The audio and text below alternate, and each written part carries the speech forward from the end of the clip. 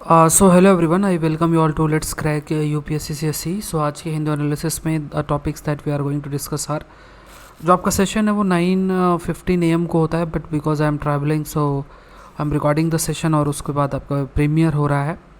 कल I will try कि live class हो जाए और उसके बाद फिर आपकी रेगुलर क्लासेस रहेंगी। First topic is about the centre state relation. इस पर आपका मेंस का क्वेश्चन भी आज का बेस्ड है। वर्चुअल समिट यूएसए और चाइना के बीच में, this is also very important. इस पर देखो, इस पर भी आर्टिकल आएंगे, काफ़ी सारी ये इश्यूज़ चलेंगे पूरे वीक तक, ये भी पूरे वीक तक इश्यूज़ चलेंगे। स्पीकर्स की जो मीट हुई है वो भी इम्पॉर्टेंट, इस पर भी एक एडिटोरियल आपका आएगा। ऑनरेबल सुप्रीम कोर्ट का पॉक्सो जो एक्ट है उसके ऊपर जो कुछ कमेंट है वो भी इंपॉर्टेंट हो जाता है। एक प्रीलिम्स का क्वेश्चन और आखिर में I will give you the mains question. तो this topic is related with polity. ये आपका इंटरनेशनल रिलेशन का टॉपिक है, this is also related with polity. ये आपका पॉलिटी एंड गवर्नेंस टॉपिक बन जाता है, फिर आपको प्रीलिम्स और मेंस का है। So this session is presented by me, my name is Saurabh Pandey. अगर आप आईएएस एग्जाम की तैयारी कर रहे हैं, अनअकैडमी से नहीं जुड़े हैं, जरूर से जुड़े। Use this code that is SPLIV। जितने भी सब्जेक्ट्स आपको पढ़ने हैं सभी की जो लाइव क्लासेस हैं वो आपकी होती हैं, तो आप कर सकते हैं। एग्रीकल्चर ऑप्शनल के लिए आप उससे जुड़ सकते हैं। अभी तक अगर आप अनअकैडमी चैम्पियंस कॉन्क्लेव का हिस्सा नहीं बने हैं तो आप ज़रूर से बने। सेशंस जो कंडक्ट कराए जाएंगे वो टॉपर्स हैं, एजुकेटर्स हैं, ब्यूरोक्रेट्स हैं और कई सारे जो तरीके हैं कि किस तरीके से आपको प्रोसीड करना चाहिए। जो टॉपर्स हैं, एजुकेटर्स हैं, ब्यूरोक्रेट्स हैं, उनसे आप इंटरेक्ट कर सकते हैं और काफ़ी कुछ सीखने को भी आपको मिलेगा। नवंबर 20 से लेकर 22 तक ये आपका चलेगा। डिस्क्रिप्शन बॉक्स में लिंक दिया हुआ है, वहाँ पे जाके आप एनरोल कर सकते हैं। ये जो सेशन है ये आपका फ्री है, ये पूरा का पूरा जो सबमिट आपकी हो रही है पूरी तरीके से फ्री है। अनअकैडमी से आप जब जुड़ते हैं तो जितने भी कोर्सेस, बैच कोर्सेस हैं, उन सबको आप एक्सेस कर पाते हैं। अनअकैडमी से जुड़ने में आपको जैसे 100+ यूनिट टेस्ट सीरीज़ है, जिसमें प्रीलिम्स मेंस टेस्ट सीरीज़ है, उसके बाद क्वालिटी बुकलेट्स हैं और doubt clearing session, current affairs, GS और ऑप्शनल, सब कुछ इंक्लूडेड है। इंडिया के टॉप एजुकेटर से आप लाइव जो है वो पढ़ सकते हैं। इकोनॉमिक सब्सक्रिप्शन में आपको पर्सनल गाइडेंस मिलता है। ये क्वेश्चन देख लो आज का, ये जो प्रीलिम्स का क्वेश्चन है, आंसर जो है वो I will show you end के अंदर हम लोग इसको डिस्कस करेंगे। Consider the following statement about United Nation World Tourism Organization UNWTO best tourism villages aims to award those villages which are outstanding example of rural destinations and showcases good practices in line with its specified evaluation areas. Kongthong, a Meghalayan village, was recently selected as one of the best tourism villages by the United Nations World Tourism Organization to support villages to enhance their rural tourism potential through training and access to opportunity for improvement. तो correct आपको बताना, तो आखिर में I will discuss about this. पहला topic देखते हैं, this is related, जिसमें जो सेंटर है, सेंटर अमाउंट रिलीज़ कर रहा है 95,000 करोड़। ठीक है, before I start let me inform you, हमारा जो सेशन का टाइमिंग है वो 9:15 AM को रहता है, but because I am travelling so I am recording it. और मैं अभी आपको प्रीमियर लाइक टीम जो है वो प्रीमियर कर रही है। आई विल ट्राई कि कल लाइव क्लासेस हो जाए और फिर आपका रेगुलर क्लासेस रहेंगी। देखो यहाँ पे ये जो टॉपिक है पॉलिटी का टॉपिक है, सेंटर स्टेट रिलेशन की बात है। सेंटर स्टेट कोऑपरेट करेंगे, सेंटर स्टेट कोऑपरेट करेंगे और ये जो है when centre state both cooperate, it actually responsible for what we call it as cooperative federalism. जब कोऑपरेटिव फेडरलिज्म है, इस कोऑपरेटिव फेडरलिज्म में फिस्कल फेडरलिज्म भी बहुत ज़रूरी है। इट मीन्स जो स्टेट और सेंटर की रिस्पॉन्सिबिलिटीज़ हैं, उन रिस्पॉन्सिबिलिटीज़ को मीट करने के लिए जो फाइनेंशियल रिलेशन है वो ट्रांसपेरेंट रहे। स्टेट्स को ऐसा ना लगे कि उनके द्वारा जो रिस्पॉन्सिबिलिटीज़ हैं और उनको जो फाइनेंस अनाउंस किया जाता है या जो असाइन किया जाता है उसमें काफ़ी डिफरेंस है। तो अपनी रिस्पॉन्सिबिलिटी को मीट करने के लिए जो फाइनेंशियल सपोर्ट है, फाइनेंशियल जो एलोकेशन है वो प्रोवाइड करना, ये बहुत बड़ी जिम्मेदारी सेंटर की बन जाती है। अब इसी कंटेक्स्ट में जो डिस्कशन होता है, ख़ास तौर से when you talk about centre, when you talk about states, इनके बीच में जो डिस्कशन होता है तो इसमें कई फोरम है, जैसे कई एक फोरम्स है, जैसे नीति आयोग एक हो गया, उसके अलावा दूसरे फोरम जैसे GST काउंसिल आपका ये हो गया। इनके बियॉन्ड भी सेंटर स्टेट डिफरेंट इश्यूज़ के लिए आपका डिस्कस किया गया है, जिसमें फॉर एग्जांपल इंडिया के ऑनरेबल जो फाइनेंस मिनिस्टर हैं वो थे, और चीफ मिनिस्टर्स हैं दूसरे स्टेट्स के, अलग अलग जो स्टेट्स हैं स्टेट के फाइनेंस मिनिस्टर्स भी थे, और किस तरीके से we can proceed towards recovery, हम रिकवरी कैसे ला सकते हैं, इकोनॉमिक रिकवरी कैसे ला सकते हैं कोविड-19 पैंडमिक के बाद से, उस पर आपका काफ़ी डिस्कशन हुआ। और फिर जो सेंटर है, सेंटर ने एग्री किया कि हम लगभग 95,000 करोड़ स्टेट्स को इस महीने देंगे, जो कि एक अच्छा स्टेप हो सकता है अगर जो ट्रस्ट है वो ट्रस्ट सेंटर और स्टेट्स के बीच में बना रहे। इंडिया अगर आगे बढ़ना चाह रहा है, इंडिया को आगे बढ़ना है, तो यहाँ पे सेंटर और स्टेट, मतलब सेंट्रल गवर्नमेंट और स्टेट गवर्नमेंट को पार्टिसिपेट करना बहुत ज़रूरी बन जाता है। दूसरा पॉइंट ये भी है कि कई सारे जो इन्वेस्टमेंट साइकिल्स हैं, या अगर हम इन्वेस्टमेंट अट्रैक्ट करना भी चाहते हैं, सेंटर कई सारे प्रयास भी करेगा, but without the support of the state उसको अचीव करना नहीं पॉसिबल है। चाहे वो पॉलिसी लेवल का सपोर्ट हो, चाहे वो इंफ्रास्ट्रक्चरल सपोर्ट हो, हर एक लेवल पे जो स्टेट लेवल का सपोर्ट है वो बहुत आपका इम्पॉर्टेंट बन जाता है। तो यहाँ पे जो ट्रस्ट डेफिसिट है उसको मीट करना सेंटर स्टेट के बीच में, उसके लिए काफ़ी प्रयास करने की ज़रूरत है। जैसे कई कंसर्न है, जीएसटी कंपनसेशन कंसर्न है, 2017 के अंदर ये आपका जीएसटी कंपनसेशन एक्ट आया था, और इसमें ये था कि जो लॉस होगा रेवेन्यू का, जीएसटी जब लागू होगा तो जो लॉस होगा रेवेन्यू का स्टेट्स को, उस रेवेन्यू के लॉस को कंपनसेट किया जाएगा by the centre, but because of the pandemic वो चीज़ें नहीं हो पाई और उसे एक्ट ऑफ गॉड के रूप में डिक्लेयर किया गया। तो ये एक कंसर्न रहता है कि फ्यूचर में भी जो उनका फाइनेंशियल पावर है स्टेट्स का वो इनक्रोच किया जा सकता है, या फिर we can say different areas में जो स्टेट्स का पावर है उसको इनक्रोच किया जा सकता है। इसलिए बहुत ज़रूरी हो जाता है कि there is need to start a dialogue, बातचीत होना ज़रूरी है। ऐसे बातचीत जो कि सिर्फ लिमिटेड ना हो, चाहे वो बजट कंसल्टेशन हो या जीएसटी काउंसिल की मीटिंग हो, उसके बियॉन्ड भी जो डिस्कशन कंटिन्यूस बेसिस में होना काफ़ी ज़रूरी हो जाता है। It's ready acceptance of states' request to expedite the sharing of taxable revenue as in the case of GST compensation for this year। तो यहाँ पे देखो क्या है कि जब ये कहा गया कि ठीक है we will provide the certain level of share, जो टैक्स कलेक्ट हो रहा है उसमें जो शेयर स्टेट्स को वो प्रोवाइड किया जाएगा as in the case of GST compensation. तो ये क्या है कि स्टेट और सेंटर के बीच में जो फेथ है वो फेथ बेसिकली लेकर आएगा। दूसरा, while most states of positive cash balance access now to double the funds that usual will help them to ramp up capital expenditure, खास तौर से अलग अलग, चाहे वो इंफ्रास्ट्रक्चर हो, ह्यूमन जो स्किल है उस पर जो खर्चा है वो इंक्रीज़ किया जाएगा। और ये जो फाइनेंशियल सपोर्ट है स्टेट्स को, ये जो फाइनेंशियल सपोर्ट है ये बियॉन्ड जा सकता है। जैसे जो स्टेट्स हैं उनको ऑलरेडी कहा गया है कि आपकी जो लिमिट है उसको भी इंक्रीज़ किया जाए, बोरोइंग की जो लिमिट है उसको इंक्रीज़ किया गया है, जैसे 0.5% से ग्रॉस स्टेट डोमेस्टिक प्रोडक्ट है, मतलब स्टेट की जो जीडीपी है उससे लगभग 0.5% इंक्रीज़ एडिशनल जो है वो बोरोइंग की जा सकती है।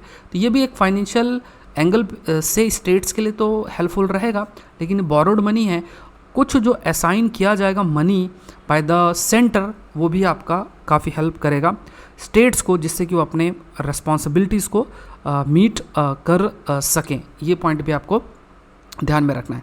Centre and states need to combine forces, ये बहुत ज़रूरी है। यहाँ पे चाहे हम किसी भी इन्वेस्टमेंट की बात करें या डिफरेंट अपॉर्चुनिटीज़ की बात करें, centre and states they need to cooperate, अपने फोर्सेस कंबाइन करते हुए रेड टेपिज्म या फिर दूसरे जो हर्डल्स उनको दूर करने का प्रयास करना चाहिए। और ये जो फ्रेमवर्क है जिसमें सेंट्रल स्टेट बातचीत करे, वो सिर्फ ट्रेडिशनल फ्रेमवर्क ना हो, जैसे पहले नेशनल डेवलपमेंट काउंसिल था, नीति आयोग है, जीएसटी काउंसिल है, वहाँ तक लिमिट ना हो। रेगुलर बेसिस में मीटिंग सेंटर स्टेट्स के बीच में होना चाहिए, जिससे कि जो ट्रस्ट डेफिसिट है उसको ब्रिज किया जा सके। नेक्स्ट देखते हैं, एग्रीइंग टू डिसएग्री, ये टॉपिक है, इस पर भी कई सारे आर्टिकल्स आएंगे।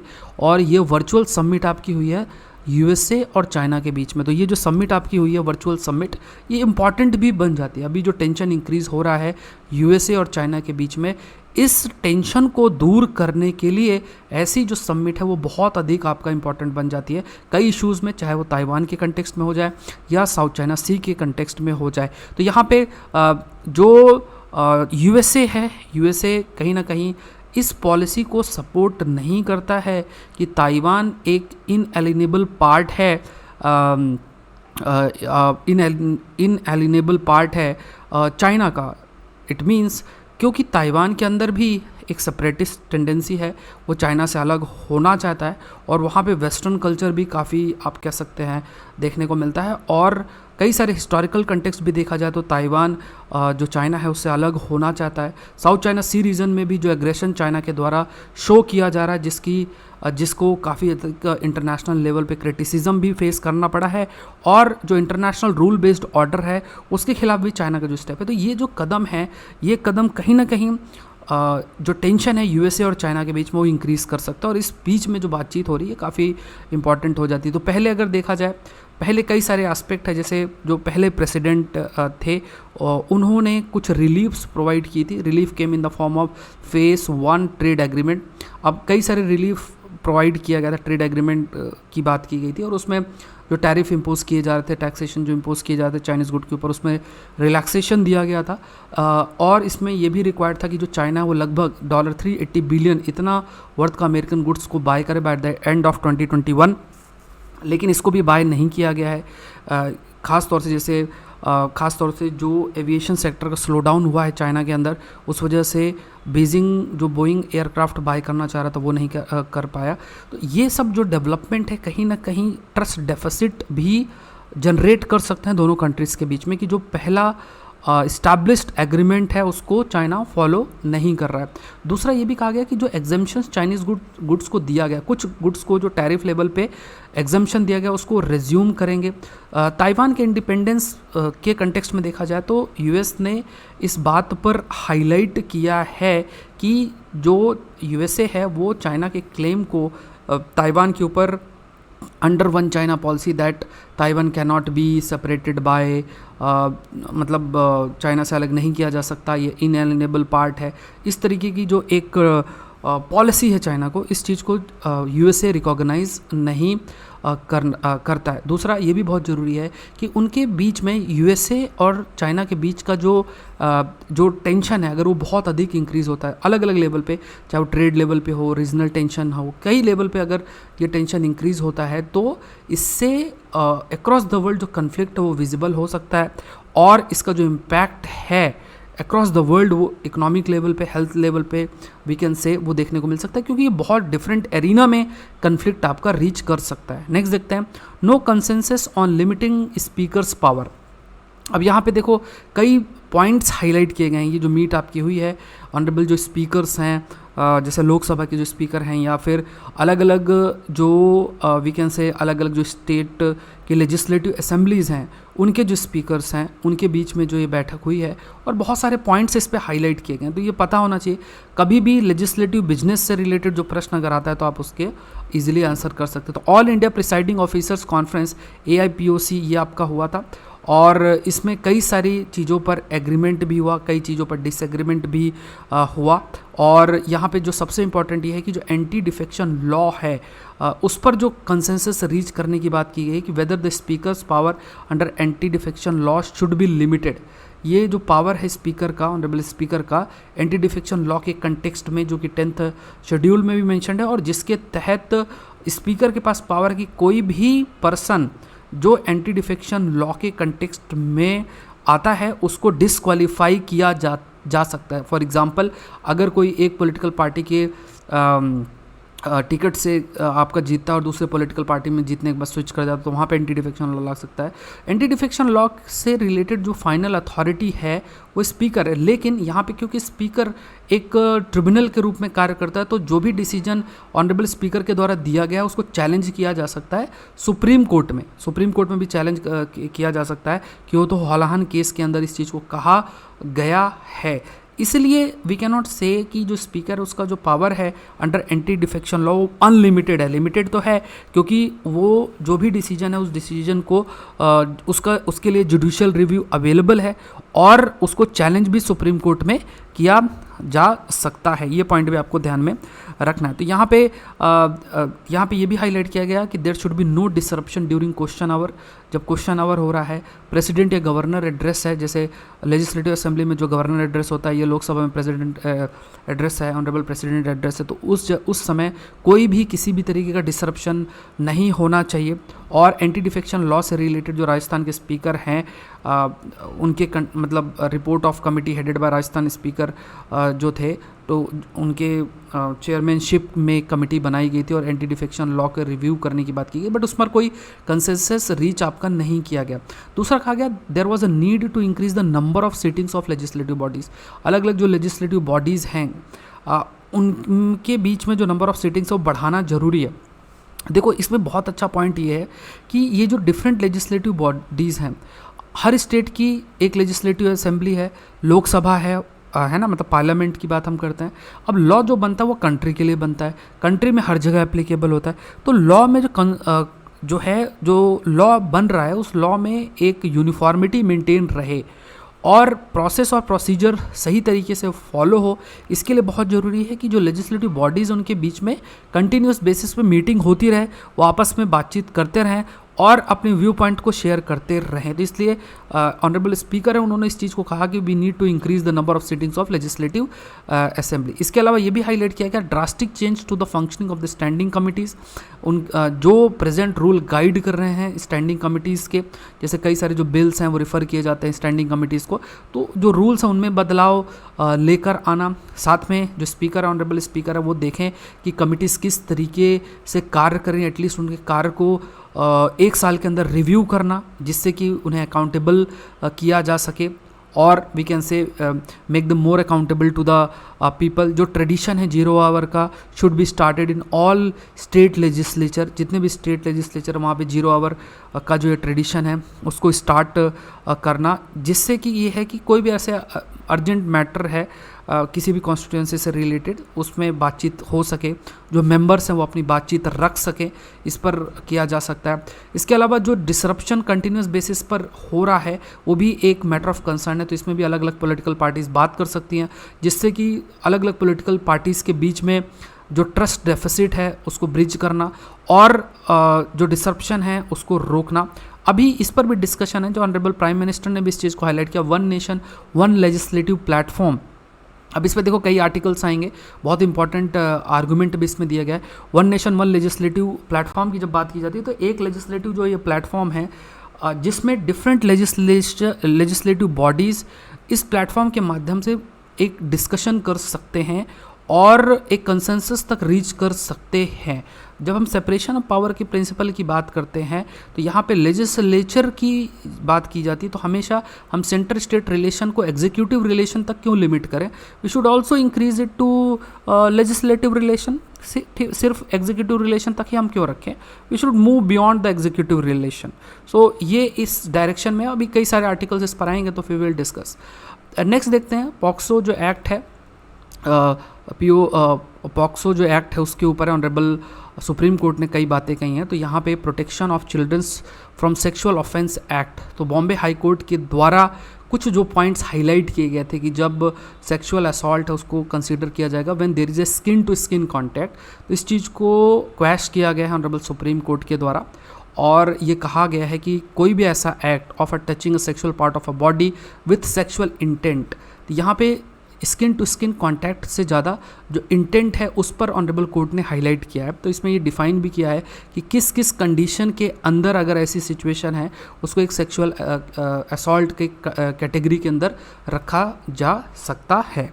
ये ध्यान में रखना। क्वेश्चन देखते हैं जो मैंने आपको दिया था, इसके बाद मेंस का क्वेश्चन भी I will give. Consider the following statement about United Nation World Tourism Organisation best tourism villages. तो इसका आंसर आप देख लो, ये आंसर है जैसे यहाँ पे second statement if you see Kongthong और Meghalayan village was recently selected as one of the best tourism villages by the United Nation World Tourism Organisation. तो यहाँ पे आप ये देखो पोचमपल्ली विलेज जो है यादाद्री भुवा नगरी डिस्ट्रिक्ट इन तेलंगाना, तो ये जो कि फेमस है हैंड वुवन इकट साड़ी और इसको सेलेक्ट किया गया है, तो ये थोड़ा सा आपको ध्यान में रखना है। मिनिस्ट्री ऑफ जो टूरिज़्म है उसने रिकमेंड किया है, इन 3 विलेजेस को रिकमेंड आपका किया है, इस चीज़ को आपका सेलेक्ट किया गया। तो यहाँ पे देखो ये स्टेटमेंट आपका सही है, ये स्टेटमेंट सही, ये स्टेटमेंट आपका गलत है। आंसर जो है वो है 1 और 3। दूसरा पॉइंट आप इस चीज़ को ध्यान रखें कि ये जो एक series I am going to start target prelims 2022 को, ठीक है, तो उस कंटेक्स्ट में जो भी है, अब उस timing I will inform you. तो ये आपका 7-8 टॉपिक्स हम लोग डेली बेसिस में जो है वो डिस्कस करेंगे। मेंस का क्वेश्चन देख लो, physical federalism will bring cooperative federalism, इस पर आप लिख सकते हैं, 10 मार्क्स का क्वेश्चन है। सो ये जो सेशन है आज के लिए इतना ही। सेशन की टाइमिंग आपकी 9:15 AM ही रहेगी, because I am travelling, so I have to record it at, वो अभी आपका प्रीमियर हो रहा है। Thank you everyone. Like button आप जरूर से प्रेस करें। Thank you everyone and let's crack it.